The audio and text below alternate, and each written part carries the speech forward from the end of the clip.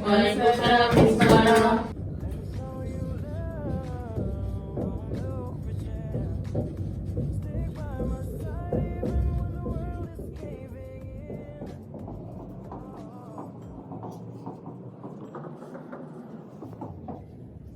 Okey, hari ini saya nak buat ulang kaji tentang hak kebebasan pekerja untuk menyertai dan menubuhkan kesatuan sekerja. Ulang kaji tu. Alah, ulang kaji je pun, bukan kuis. Okey, kelas hari tu saya dah terangkan tentang hak kebebasan pekerja untuk menyertai dan menubuhkan kesatuan sekerja. Jadi siapa yang boleh terangkan dekat saya dan kawan-kawan awak apa itu kesatuan sekerja?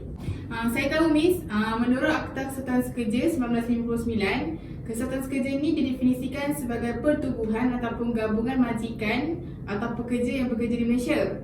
Manakala kalau mengikut Akta Perhubungan Perusahaan 1967, kesatuan sekerja ini dimaksudkan sebagai mana-mana kesatuan sekerja yang didaftarkan di bawah undang-undang yang berhubung dengan pendaftaran kesatuan sekerja.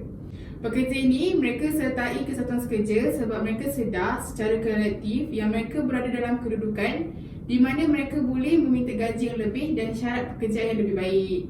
Betul tak Miss? Saya jawab. Okey, bagus. Terima kasih Fatin. Seterusnya saya nak tanya Nadia. Hari tu saya ada terangkan 5 fungsi kesatuan sekerja. Boleh tak awak bagi dekat saya 3 sahaja fungsi kesatuan sekerja? Antara fungsi kesatuan sekerja yang saya ingat antaranya ialah perwakilan.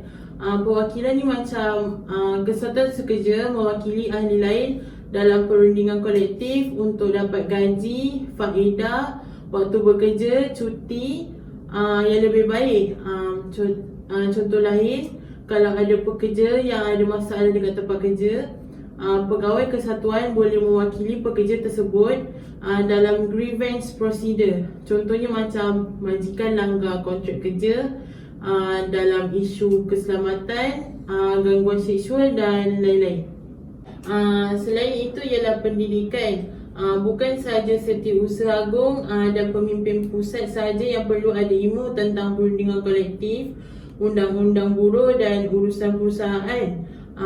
Tetapi kesemua ahli kena ada ilmu tu. Apabila kesatuan lebih kuat, ahli akan ada kesedaran dalam pengetahuan. Seterusnya ialah politik. Kesatuan sekerja gunakan kekuatan untuk pengaruh kerajaan supaya keputusan berpihak kepada kesatuan sekerja. Ada 2 strategi yang pernah kesatuan sekerja gunakan. Yang pertama ialah bentuk parti politik pekerja. Yang kedua berlobi, berkempen untuk ubah sikap kerajaan dalam dasar tertentu. Okey Nadia, terima kasih. Okey, sekarang saya nak tanya, siapa yang tahu tentang Seksyen 2 Akta Kesatuan Sekerja 1959 menerangkan tentang apa? Saya Miss, saya nak jawab. Terdapat sekatan berhubung dengan keanggotaan kesatuan sekerja di mana ia dihadkan kepada mana-mana penubuhan, trade pekerjaan, industri atau apa-apa trade pekerjaan atau industri yang serupa sahaja. Walau bagaimanapun, semua pekerja berhak untuk menjadi ahli kesatuan sekerja tanpa mengira status sama ada sementara atau tetap, warga negara atau bukan warga negara. Okey, menurut Seksyen 2 AKS 1959, suatu kesatuan sekerja yang ditubuhkan dan didaftarkan hendaklah mempunyai satu atau lebih daripada matlamat-matlamat. Yang pertama adalah peraturan perhubungan di antara pekerja dengan pekerja atau di antara majikan dan majikan. Yang kedua adalah perwakilan sama ada pekerja atau majikan dalam pertelingkahan trade. Yang ketiga adalah menjalankan atau menguruskan dengan pertelingkahan trade dan perkara-perkara yang berhubung dengannya.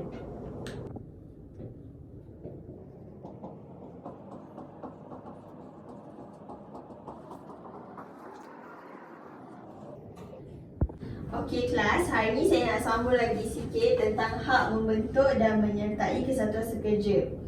Yang pertama, majikan tidak boleh menafikan hak pekerja untuk menyertai kesatuan sekerja. Kenapa majikan tak boleh menafikan? Sebab dalam undang-undang ada termaktub perkara kurungan 10 kurungan 1 kurungan C menyatakan bahawa Perlembagaan Persekutuan menyatakan ada undang-undang yang menjelaskan tentang hak menumbuhkan pertubuhan termasuk pertubuhan kesatuan sekerja.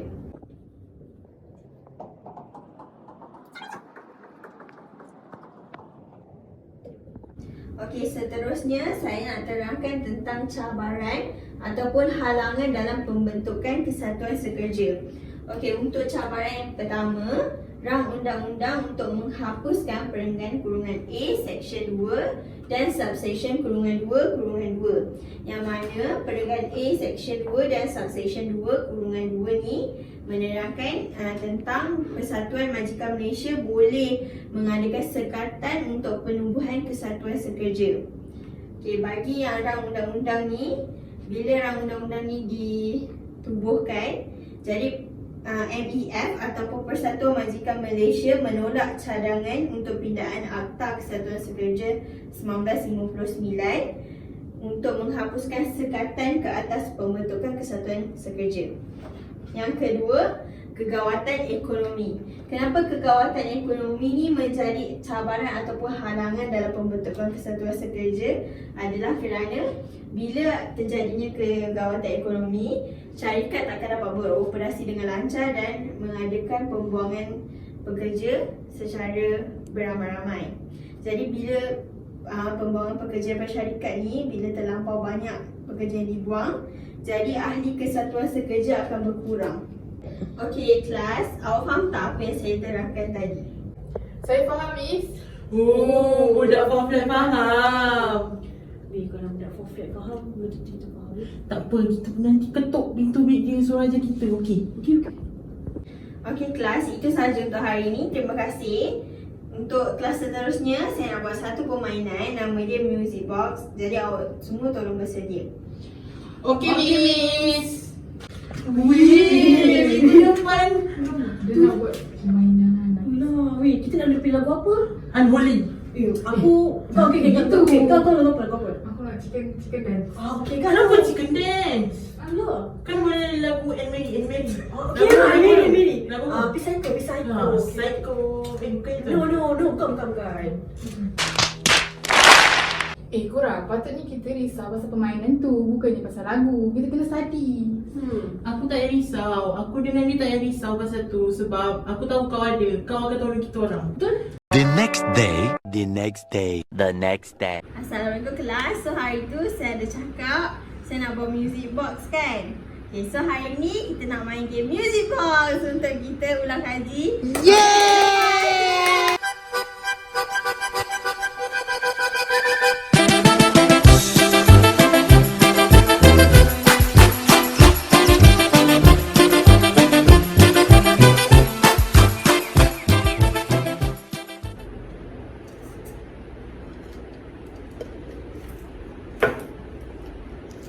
Soalan saya dapat, apakah tanggungjawab kesatuan sekerja? Okey, jawapan dia adalah untuk peranan kesatuan sekerja, yang pertama adalah menangani isu pekerja wanita. Kesatuan sekerja perlu tahu apa kepentingan peranan wanita dalam pergerakan kesatuan sekerja. Oleh itu, kesatuan sekerja perlu mencadangkan kepada kerajaan dan majikan-majikan supaya mengiktiraf bahawa hak-hak wanita perlu diambil kira. Contohnya, gaji bagi cuti wanita yang bersalin. Yang kedua adalah membantu menangani kegawatan ekonomi. Kesatuan sekerja boleh membantu kerajaan. Terdapat perbezaan yang ketara di antara gaji terendah dalam sektor swasta dan juga sektor awam. Walaupun jenis pekerjaan dan deskripsi tugas hampir sama, kesatuan sekerja boleh berperanan menangani masalah dengan meminta kerajaan menetapkan gaji minimum yang melebihi 1,200 untuk pendapatan yang kurang daripada itu. Oleh itu, sebabnya pekerja boleh tampung kos sara diri yang tinggi, terutamanya pekerja yang dekat bandar.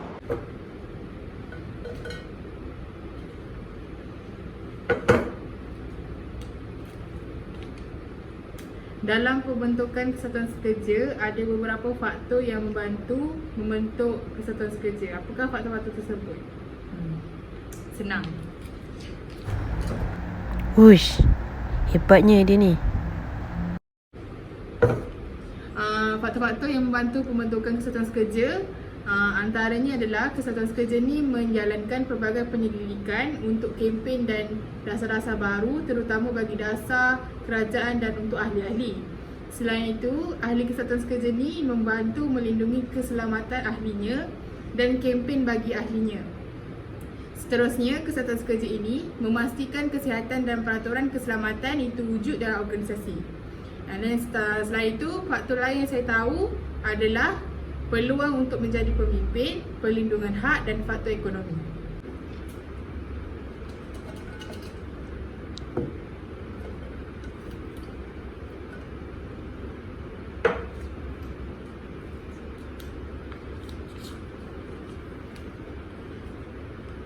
Sila berikan beberapa cabaran Kesatuan Sekerja. Cabaran Kesatuan Sekerja ni yang saya ingat ada dua je. Satu adalah kegawatan ekonomi. Kegawatan ekonomi ni akan menyebabkan ramai pekerja akan diberhentikan, terutamanya pekerja separuh kemahiran. Keadaan ini menyebabkan pengangguran meningkat. Contohnya Korea Selatan, di mana kadar pengangguran meningkat dan pekerja tak mampu lagi bayar yuran ahli Kesatuan Sekerja. Yang kedua ialah perubahan dalam bentuk pekerjaan. Majikan ni lebih berminat ambil golongan wanita sebagai pekerja dalam sektor, contohnya perhotelan, insurans, pengkeranian, pendidikan. Hal ini juga menyebabkan golongan tersebut tak lagi berminat dalam Kesatuan Sekerja kerana mereka tak kerja sepanjang waktu ataupun tetap dalam sesebuah syarikat. Okey, terima kasih sebab awak semua dah hadirkan diri dan sertai permainan yang saya buat untuk awak. Okey, daripada topik ni yang saya boleh simpulkan, hak pekerja untuk menyertai Kesatuan Sekerja tu adalah hak asasi dan majikan tak boleh melarang pekerja untuk join, untuk menyertai Kesatuan Sekerja ni. Okey, apa fungsi Kesatuan Sekerja ni adalah untuk melindungi kebajikan pekerja, membincangkan isu-isu semasa, menjadi perantara majikan dan pekerja. Okey, itu sahaja kelas untuk hari ini. Awak semua boleh bersurat. Terima kasih.